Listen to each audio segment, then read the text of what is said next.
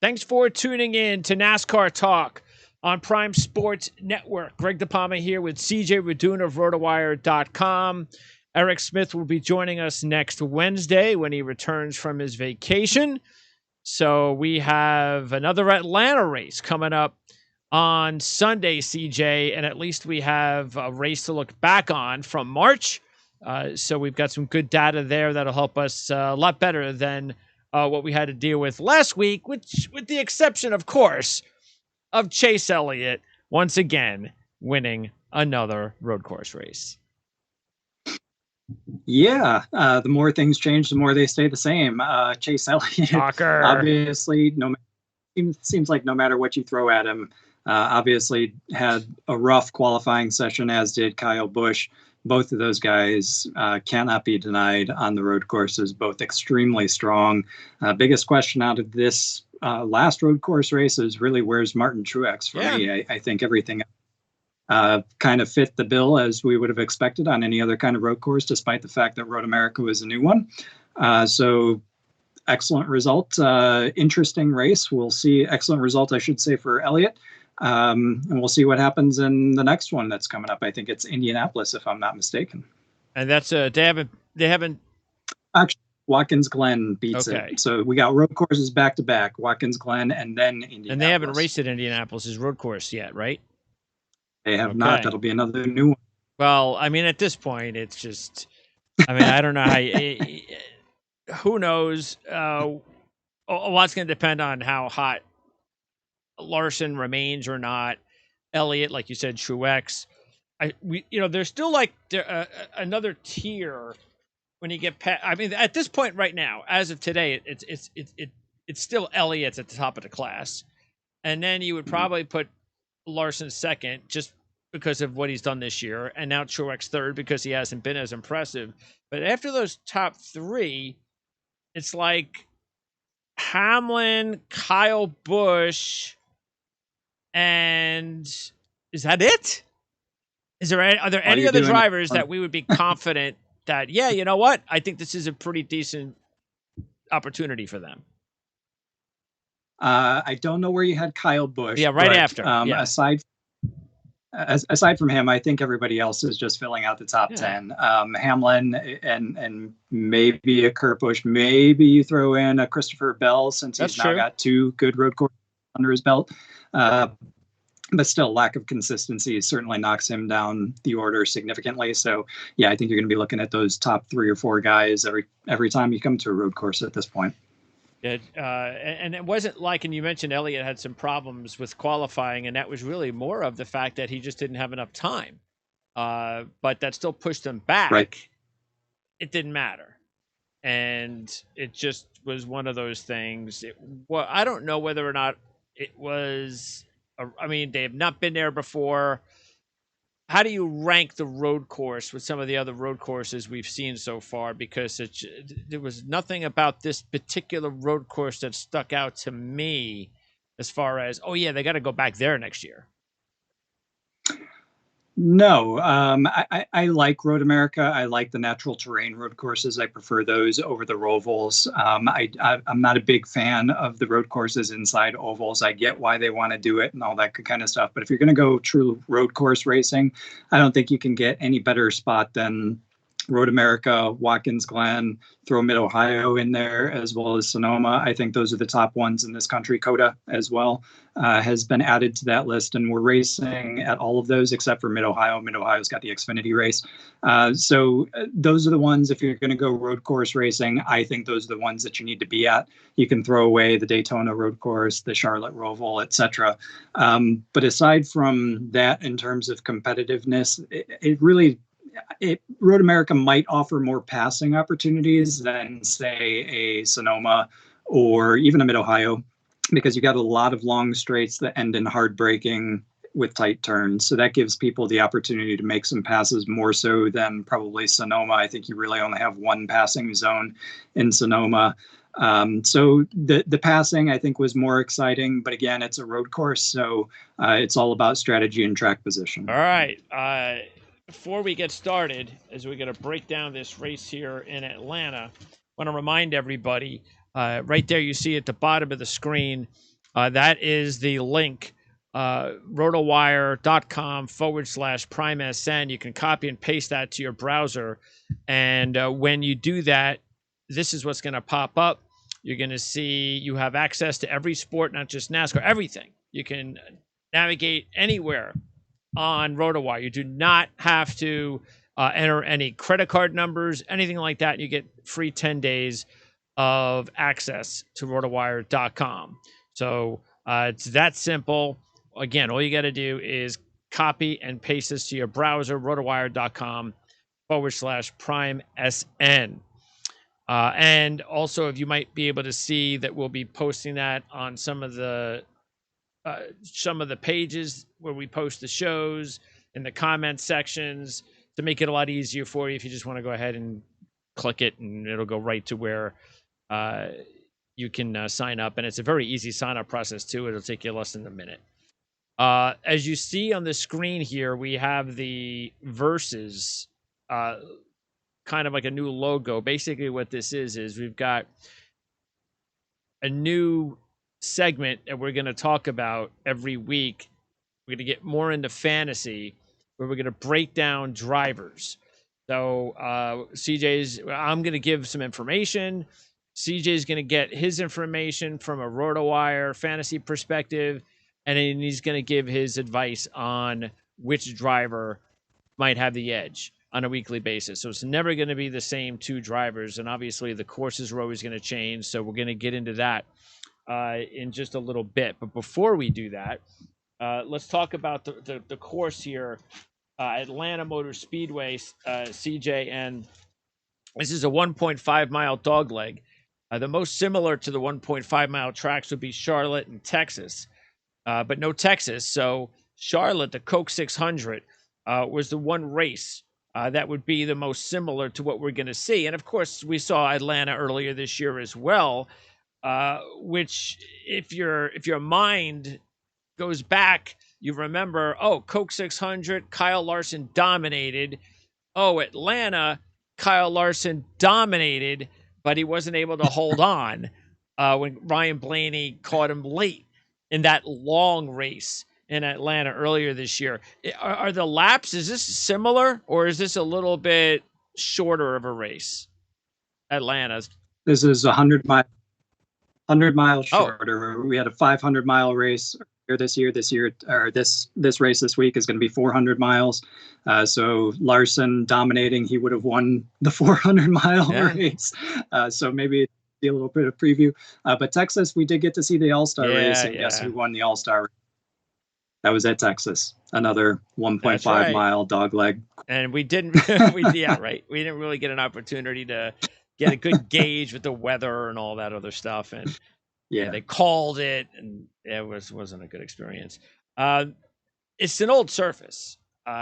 So when you're talking about strategy, it's always 4 tires, and it's one of those deals where you're going to have to know when to pit. If you don't have a lot of cautions and you have those long green flag runs, it's going to be, okay, do I pit early? Do I pit late? If I pit early, will my tires wear out on a longer run? If I pit late, does that benefit me because I'll have the fresher tires for the longer run? So there's a lot of different strategies that will probably take place on Sunday, more so as far as what to do if there are a lot of green flag pit stops. Yeah, the pavement at Atlanta, or I think the biggest difference between Atlanta and the other tracks that we mentioned is the pavement. The pavement's very old. So you're going to see a similar race to kind of if you think back to Homestead, it raced like that very similarly with the tire wear. Same thing. Obviously, we're coming back to the exact same track, though it's going to be 100 miles shorter this time. So you've got those 2 races to look back at. And the teams that were fast at Homestead were generally pretty fast at Atlanta, and I would expect they're generally going to be pretty fast again here this weekend. But Atlanta's true differentiator from Texas and Charlotte is that pavement and the ability to get fresh tires. So fresh tires are worth a lot here. They can overcome track position. It's a very fast track.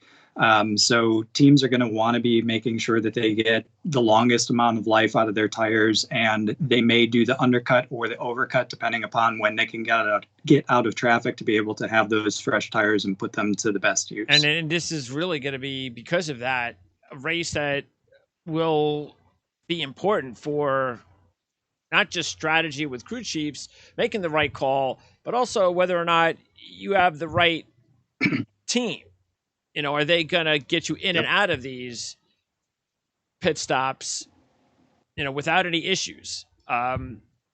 That's going to, and that's, I think when you're trying to talk about some of the drivers like the Ryan Blaney's that we've talked about and others that might have struggled with their teams in general, maybe this is not, you know, it's interesting that Ryan Blaney was able to win a race like this earlier this year. Who knows? It just shows you that I guess you never know when your pit crews, your team is going to come through for you. But then again, it was a long race like we talked about. But that's I think the pit crew is going to have a lot to say in this one. The pit crew definitely has a lot to say. The crew chief as well, making the right call to come in for those tires, as well as making the right adjustments, because Ryan Blaney won that race because he had the fastest car at the very end. Kyle Larson was fast all day, but he didn't have the fastest car those last couple of laps, and that's how Ryan Blaney got by.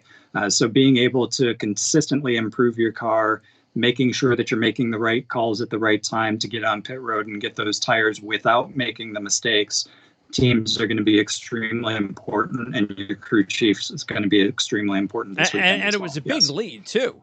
I mean, Larson had a significant lead all race. I think it was, what was it, something like 5 or 6 seconds at the point that Blaney started to chip away, I believe. Yeah.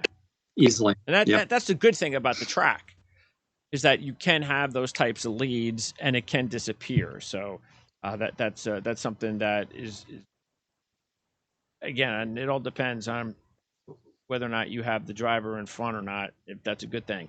All right, now Ford has dominated this racetrack. They've won 5 straight races here. Toyota, on the other hand, they have not won since 2013 in Atlanta. So they're 0 for their last 8. So what that tells you is you want to go with a Ford and a Toyota and a Chevy this week, because Chevy's doing no wrong. And Toyota is probably the way you don't want to go this week. And again, that's generally speaking. Only 2 of the last 10 winners started in the top 5 at Atlanta. And we've seen in that stretch over the last 10, winners start from the 19th position and the 37th position. Yeah, which is rare for this track. I think something like 70% of the races at, if not even, it's 78% actually, as I look at my notes here, 78% of the races all time in Atlanta. There have been 114, 89 of them have been won from the top 10. But like you said, not very many from the top 5 in the last couple of races. Is that because the track is getting older? It's a lot because of the track getting older and the tire wear, and enabling folks to be able to come from behind and make those right pit calls at the right time to get out on fresh tires and leapfrog folks.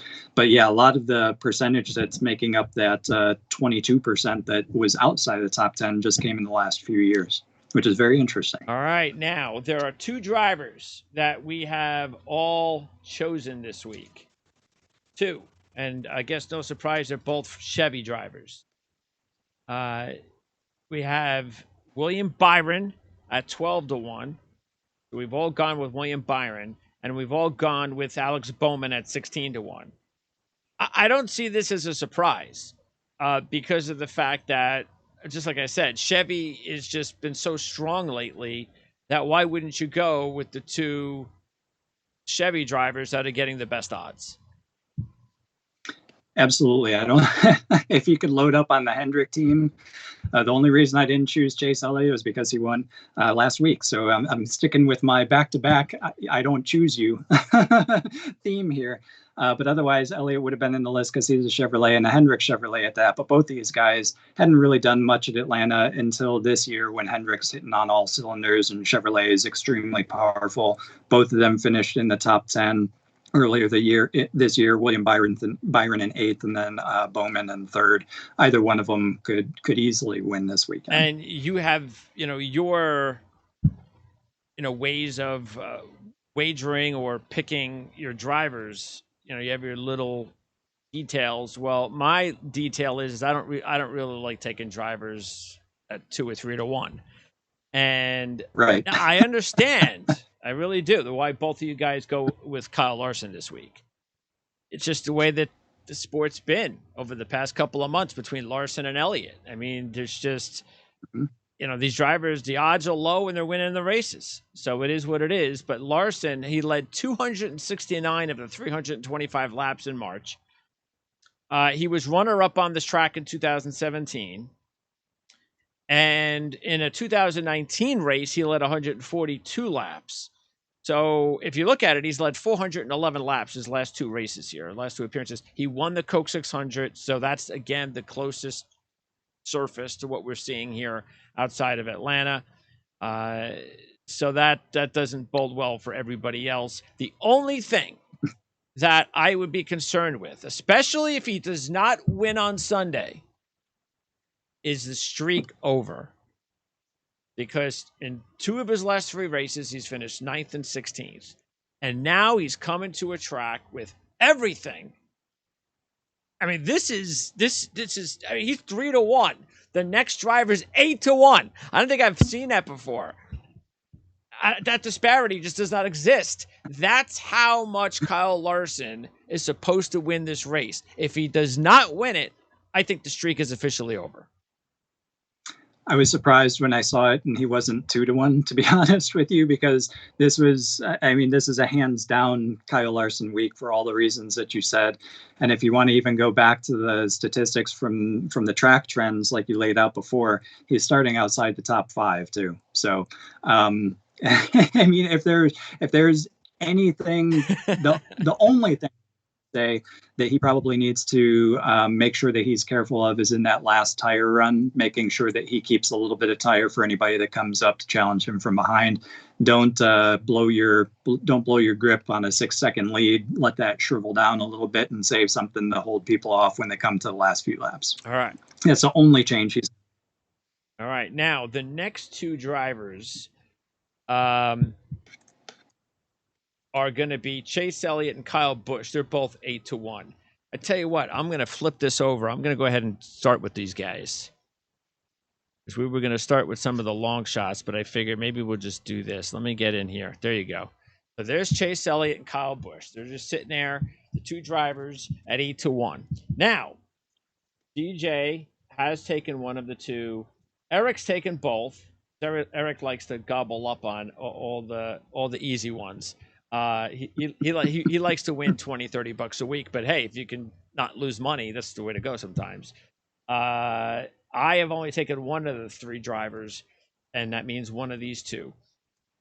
Okay, so this is some of the information that we're going to go with when we're comparing the drivers. Okay, we're going to go with, especially in Atlanta, since they raced earlier this year, we're going to talk about what they did earlier this year, what their recent trends are or all time. If they don't have a lot of races career-wise at the track, their average finish at the track, and their average laps at the track. Or for some drivers, we might be talking about they've never led a lap in their career. So, but these are some of the stats that we're going to go with this week. We might change them up as we go along.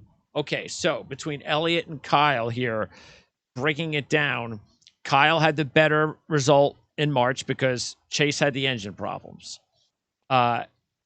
Chase has got 4 top 10s in 6 career races, including a high of 5th in 2017. But that's it. So it's been okay, but nothing dominant. Kyle, meanwhile, 7th or better in 7 of his last 9 races at Atlanta, including a runner-up and a win. The average finish, Kyle advantage, 13.5 to 14.7. And the average laps, Kyle has led only 18 laps in the last 7 races at Atlanta. Chase has only raced 6 times at Atlanta, and he's only led 26 laps. It all happened in 1 race. So what do you think about this Kyle Busch, Chase Elliott matchup? This week, I definitely lean towards Kyle Busch, and I think both of them are a great matchup to compare because the statistics are very similar. I think they're both on an upward trajectory in terms of where their seasons are going. Kyle Busch is getting some top fives. He's got some upward momentum. Elliott back in victory lane again, so things are looking up. You got to kind of throw away Elliott's last race here at Atlanta because of the engine failure, but the race before was the one that he happened to lead those 26 laps in. So he's led more laps recently than Chase Elliott. I'm sorry, than Kyle Busch, but Kyle Busch overall, just due to his experience, he's led a ton more laps. I'm leaning toward Kyle Busch this week, mainly for reasons outside of the track. Atlanta is Chase Elliott's home. Extra pressure.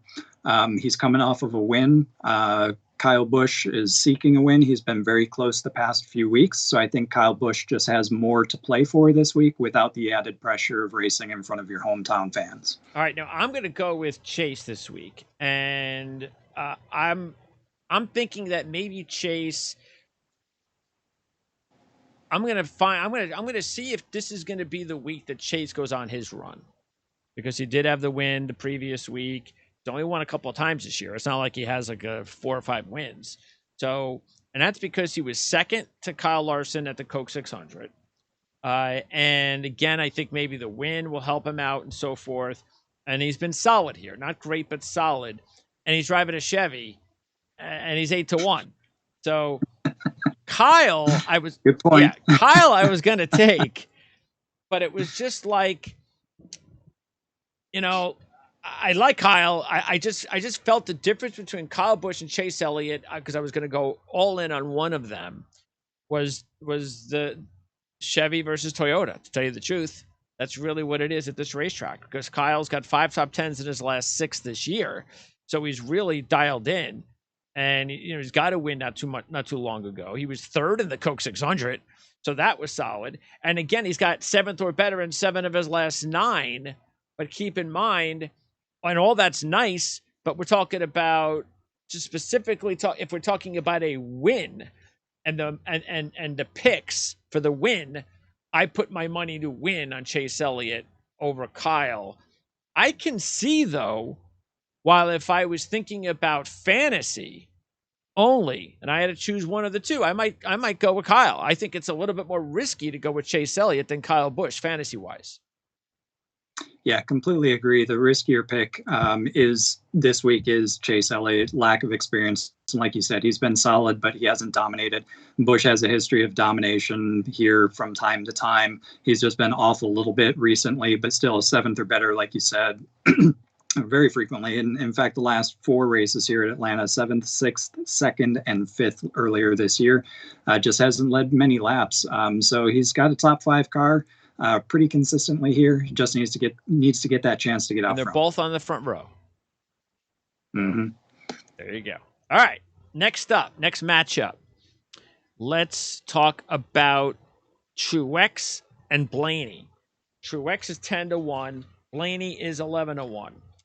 And Truex will start 5th. Blaney 15th. I don't think, again, we just talked about it. I think the starting position is going to matter any in this matchup. Maybe this is a bonus for Blaney because he's a little bit farther back, so definitely take that into account.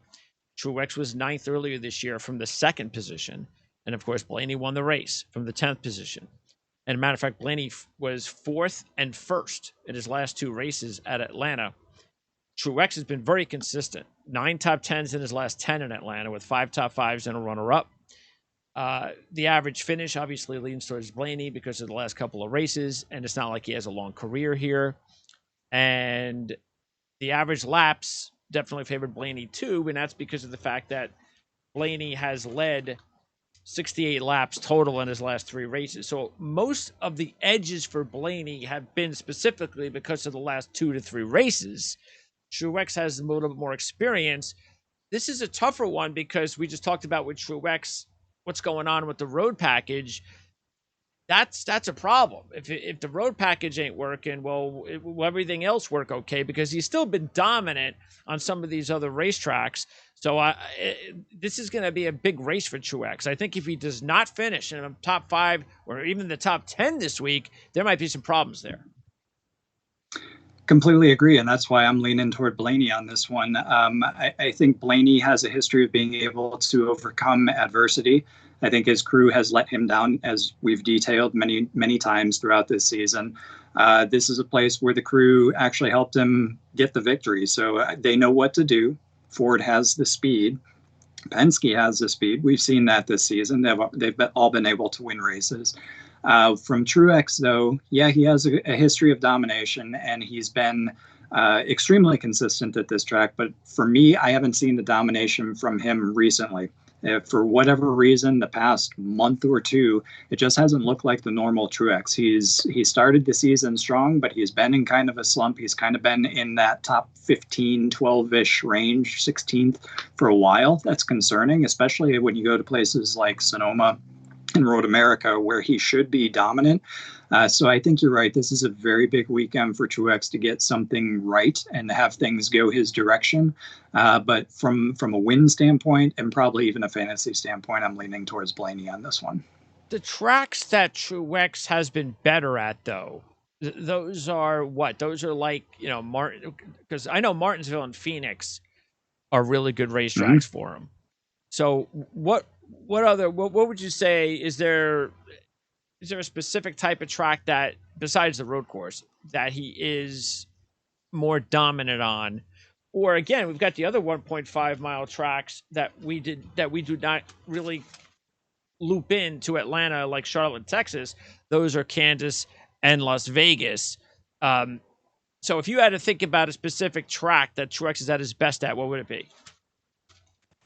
I'd put him at his best throwing out the road courses. I would put him on the one mile ovals like the Dovers, the Martinsville, slightly less than the 1.5 mile ovals. However, that's this season.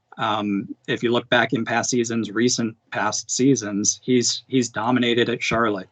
He's dominated at other 1.5 mile ovals.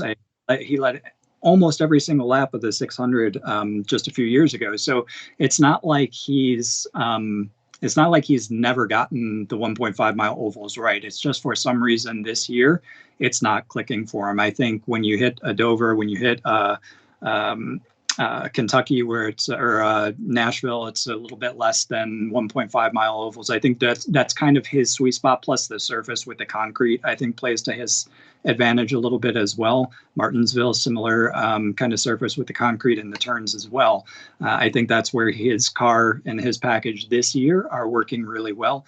They need to figure out what they did last year and the year before to be able to come back on these 1.5 mile ovals and get some wins again and some laps led, because he hasn't been there recently. And look, if he just gets his mojo back by the time we get to the postseason, like we said, he's won at Martinsville and Phoenix, and those are the last two races on the season.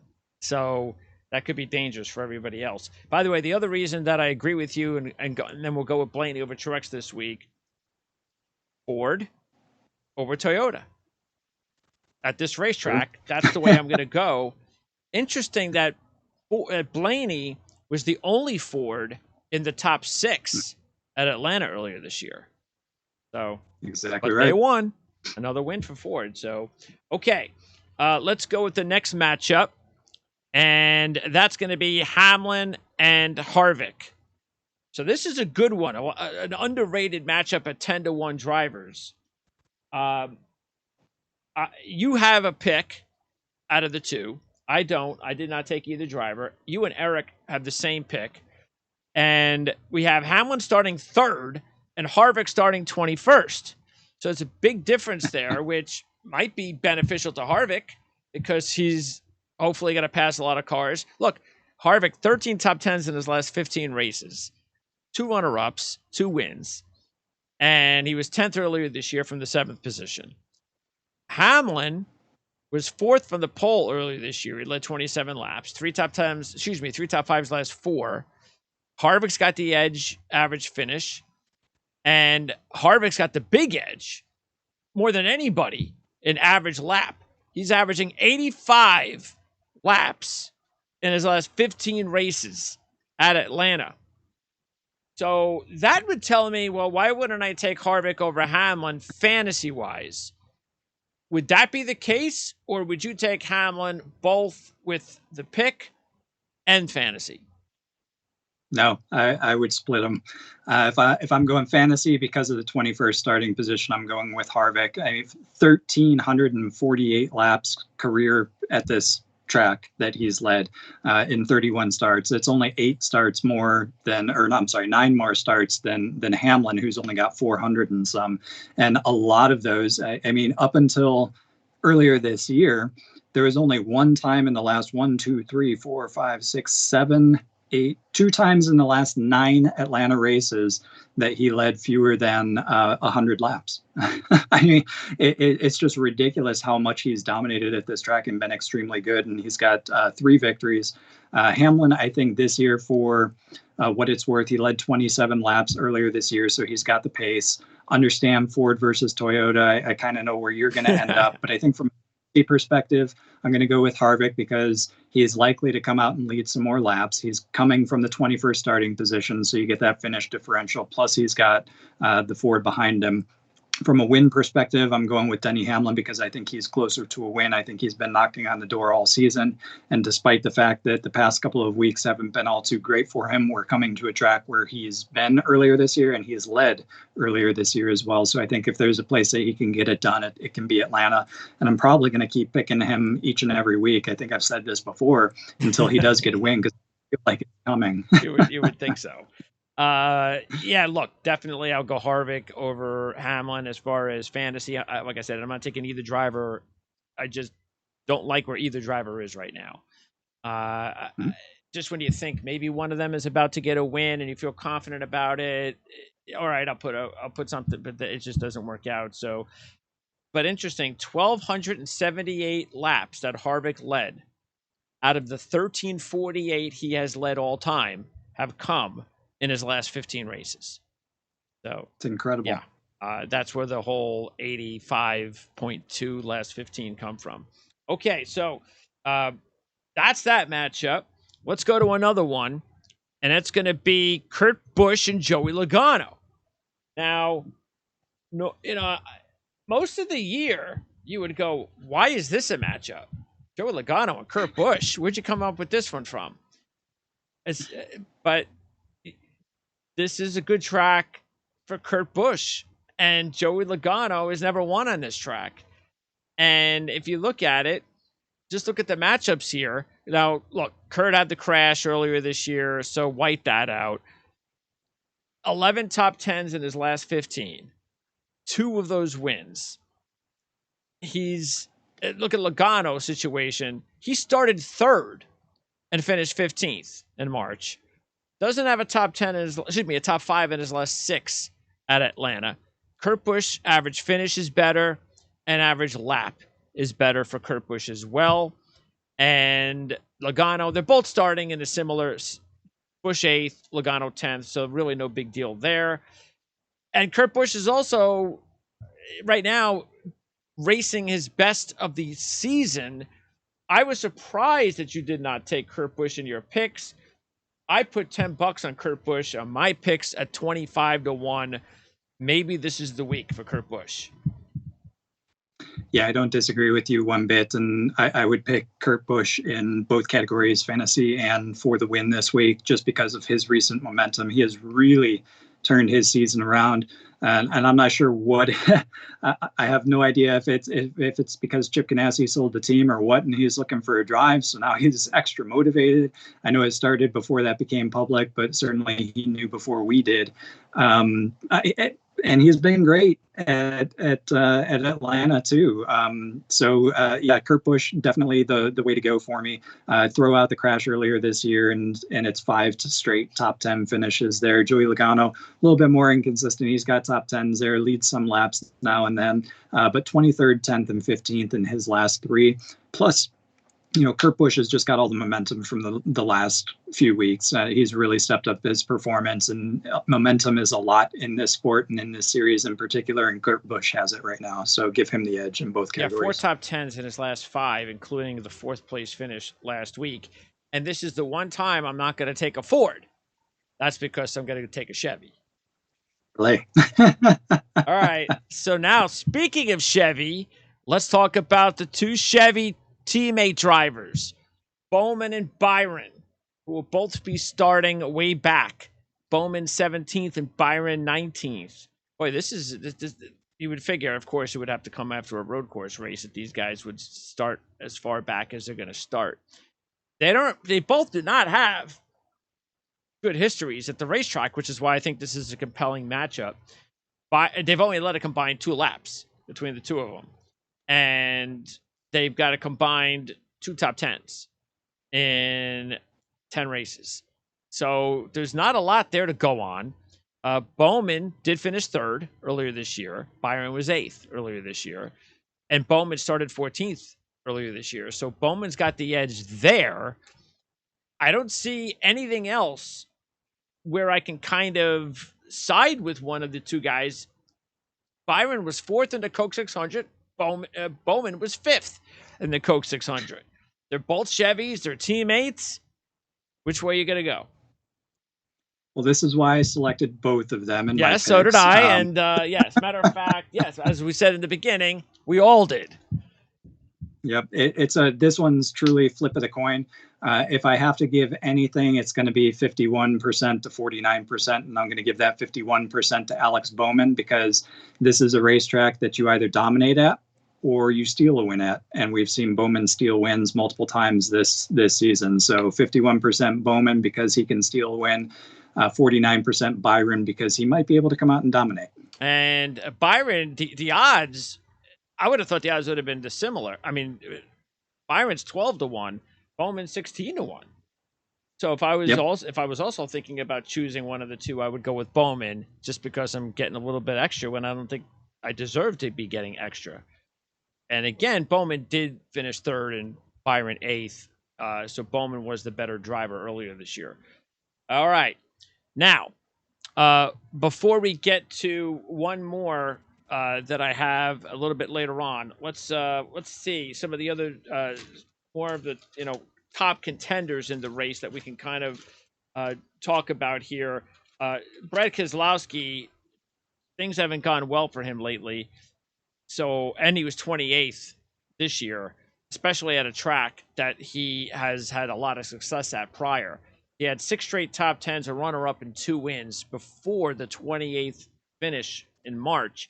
And considering how things have just not gone well for him lately, at 10-1, there's just too many other drivers in the same area code to choose from. That why would you go with Keselowski? Yep, I agree. No reason he can't come out and be a top 10 driver. I would kind of expect that. That should be, table stakes for where he's at this season and the fact that he's a championship contender. He's in the playoffs. So 28th there earlier this year. I can't remember exactly what happened to him, but he started 4th. So that was uncharacteristic, but a consistent top 10 finisher here. But I don't think we're going to see the wins out of him like we've seen here in the past, just because he hasn't had it this season, exactly as you said. Christopher Bell, Eric put a little money on Christopher Bell this week. He starts 4th. He's coming off his best finish in a while. He has a win in the Xfinity Series in Atlanta. Now, that's the thing. He was 1st and 3rd in the Xfinity Series, but 18th and 21st in the Cup Series. So that he feels comfortable at this track. 35-1 is not exactly a bad idea coming off a second-place finish. No, I think that's a good deal for Christopher Bell, even though he doesn't have the great finishes here in the Cup Series. He's only been here twice, 18th and 21st. This is his second time at the track this year, so hopefully he's learned something about the surface and how to adjust his car as you go through the race. He's had the speed all year, so I think that's a really good spot to wager, good price for him if you want to go ahead and take him. I would expect top 15 would be an okay day for him, but I think if things go his way, he could certainly be in the top 10. All right, now let's go with our last driver matchup. Austin Dillon at 50-1, Chris Buescher at 80-1. And you have another Chevy Ford matchup here. Dillon has never led a lap. Matter of fact, neither of these drivers have ever led a lap in 15 combined races, I believe it is. Dillon was 6th earlier this year. That's the best finish he's ever had. And he was 6th at the Coke 600. Meanwhile, Buescher was 7th this year at Atlanta. 8th at the Coke 600, and 2 top 10s in his last 3 for Buescher at Atlanta. These have been good tracks for Buescher this year. And the only thing is Buescher will start 18th, Dillon 13th. Fantasy wise, you would give a little bit of edge there to Buescher. So out of the two, fantasy wise, who's the better matchup? Buescher. I think this year in particular, maybe last year is Dillon, maybe next year it's Dillon again, because Richard Childress racing on the 1.5 mile ovals, especially these fast 1.5 mile ovals, of which Atlanta is certainly one of them. They've got that package nailed down, and they're more consistent in terms of their speed and being able to put fast cars out on the track. So Dillon's just got to be able to take advantage of that and make the right calls throughout a race under normal circumstances any given season at this track. Buescher, on the other hand, we've seen it twice now with the old age surfaces. Any old age surface that we've come to, the worse and rougher it's been, the better he has been. So a lot of things point to Buescher having another great day this weekend. 2 top 10s at Atlanta out of his last 3 starts, and 6 in total. 7th earlier this year. Hasn't led a lap, like you said. Doesn't seem to matter where he starts, because he finished 9th after starting 30th. He started 17th earlier this year and finished 7th. For whatever reason, Roush has got it going on these types of surfaces. So Buescher is my guy, both for the win and fantasy this year. By the way, I didn't have enough, but if I did, I would have put a couple of bucks on Dillon at 50-1. Buescher was the only one I did, because sort of like you with Hamlin, I'm putting a couple bucks on Buescher every week as long as he's still, especially on these tracks. But I would have put a couple of bucks on Reddick and DiBenedetto, and maybe 100%. Chastain probably not so much, but I would look his way. So those are the 3 other drivers to keep an eye on: Chevys and Fords. Chastain has been going pretty well for the last month and a half. Reddick was 9th in the Coke 600. He's been pretty consistent lately. And DiBenedetto, I believe he was 11th in March, which was his best finish. And he's coming off a pretty good week, a good showing last week. He's 100-1. Chastain and Reddick are 80-1. So those are also guys that throw a buck on them. Yeah, all of them. Yeah, completely agree with. Chastain's got a little bit longer of his good streak going on coming into this week. But DiBenedetto and Reddick, like you said last week, Reddick won the stage. It was just his second stage win, I think. And he's in that Richard Childress car. Like I said, same thing with Dillon. He's got the speed. He's just got to apply it at this track. So the package is consistent for him. And DiBenedetto is certainly on an upswing. He's never finished in the top 10 here, though. So, but he's definitely on an upswing. And I agree with you on all 3. All right. Coming up is New Hampshire next week. And again, Eric is going to join us. So we'll have a lot to catch up on. Maybe that'll give us an opportunity to take a look at the playoff standings. We'll have more to talk about as far as that's concerned. We'll hold these fantasy matchups. I'm not sure if we'll do them when Eric's on or not. We'll make that decision next week. But we'll definitely have them whenever it's just me and CJ. What are you going to be doing for your normal coverage, CJ, coming up for this weekend?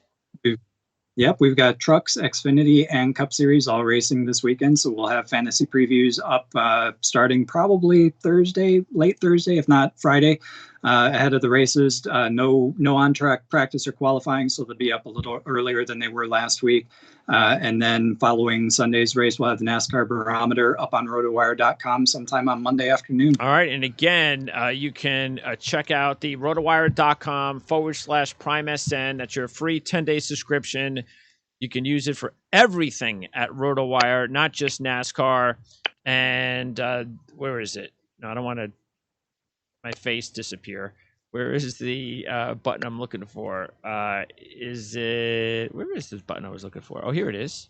There it is. There it is. You get access to every sport, the DFS tools. Don't forget, no credit card required. So when you use that, use that link, this is what's going to pop up. And it's less than 1 minute to fill out the information. It's a very small form.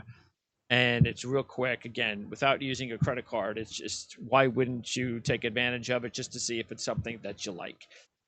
CJ, appreciate it as always. We'll talk to you again, hopefully with Eric next Wednesday. Sounds good. Thanks for having me.